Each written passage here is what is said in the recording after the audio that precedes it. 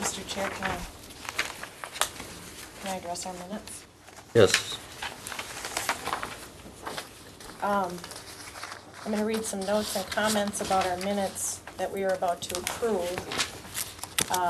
Minnesota Statute 388.051 references the duties of a county attorney.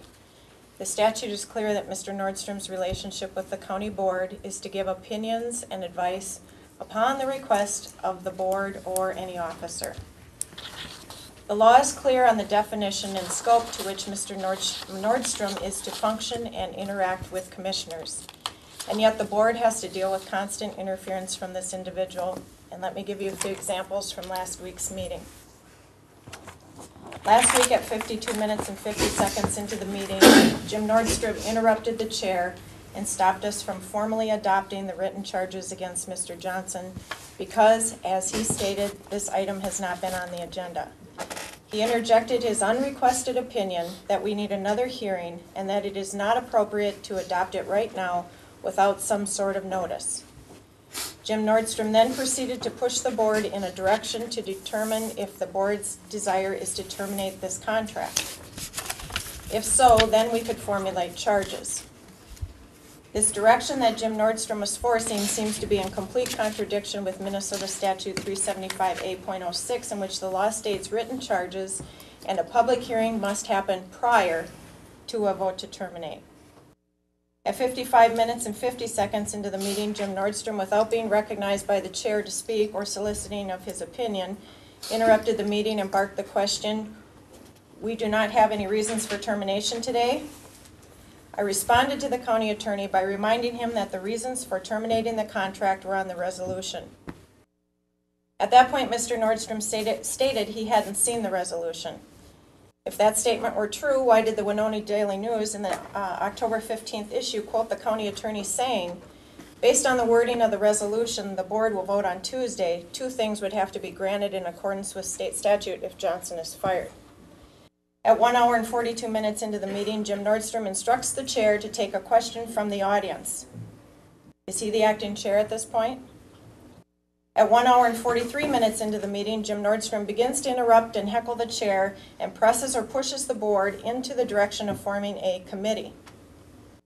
At 1 hour and 45 minutes into the meeting, again without being recognized by the chair to speak or his opinion solicited, the county attorney seems to cross-examine the chair regarding a list of cost-saving actions that Mr. Johnson has allegedly saved the county. Nordstrom directly asked the chair if he denied that the things on the list happened. It is important to note that the validity and author of this list was challenged during the meeting and no one took ownership for it. So we have a sheet of propaganda that no one can or will authenticate or take responsibility for, and yet the county attorney is badgering the chair to endorse or certify the items on the list are factual. Are these the actions of a proficient lawyer who is presumably representing the board? It is also puzzling that three commissioners, myself, Commissioner Harms, and the chair, had never seen this list prior to the meeting. And yet the county attorney, the administrator, two former county commissioners, and some staff and audience members seem to be knowledgeable as to its content. This seems to resemble a conspiracy, which leads me to believe they are also aware of the author of such propaganda. It was sitting on the table. You're out of order? It was sitting on the table for all the public. At 1 hour and 50 minutes into the meeting, the assistant county attorney advised the board to take a roll call vote on the termination of the contract prior to the public hearing. I would like to point out again, this seems to contradict what the statute states is the proper order in this process. At 1 hour and 51 minutes into the meeting, the assistant county attorney returns to Jim Nordstrom's plan stated at 1 hour and 43 minutes into the meeting, which was to form a committee. At 1 hour and 53 minutes into the meeting, Commissioner Hall makes the following motion. I would move that we table this resolution, item A, until we have further discussion, possibly till a meeting in December. That will give time to form a committee. I move we table this, form a committee, and go back to work on this issue and once and for all put an end to it. At 2 hours and 1 minute into the meeting, Jim Nordstrom, without being recognized by the chair, directs the chair that he has a motion and a partial second on the table.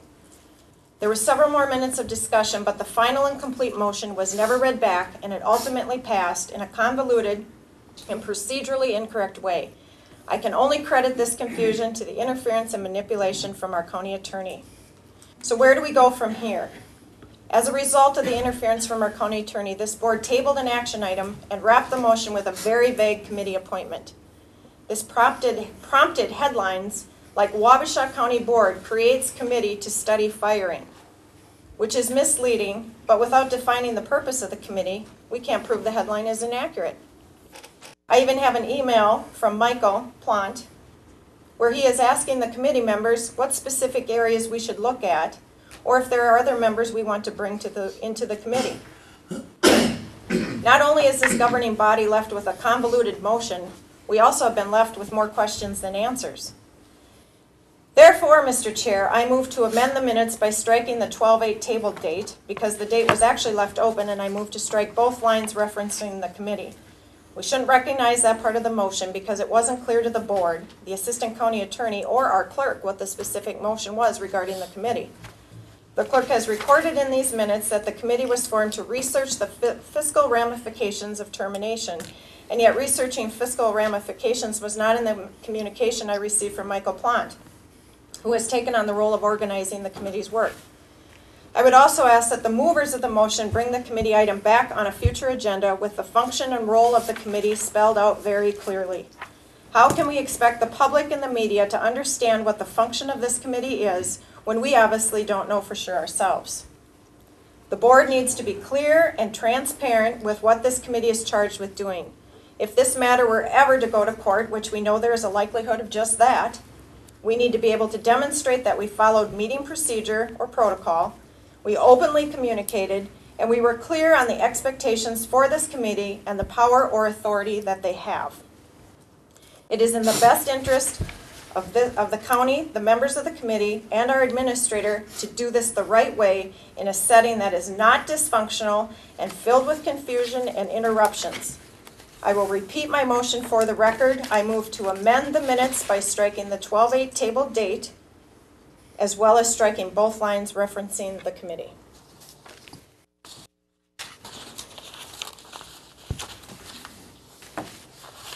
Mr. Chairman, may I ask a question?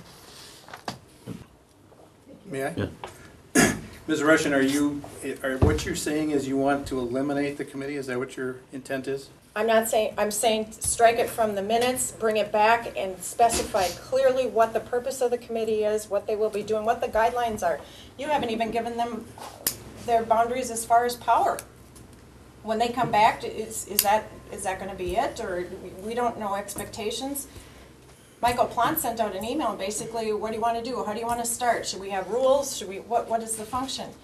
This board should give that committee direction. Rich, you and I are on the committee, and we really don't know. Are we supposed to look at fiscal ramifications? Are we supposed to look at county coordinator? Are we supposed to look at, there's nothing defined. I think that because this likely will end up in court someday, this committee report will be brought in to any future court case. We need to be clear what this committee was charged with doing, and we need to document that the committee did it and did it well, but let's do it the right way.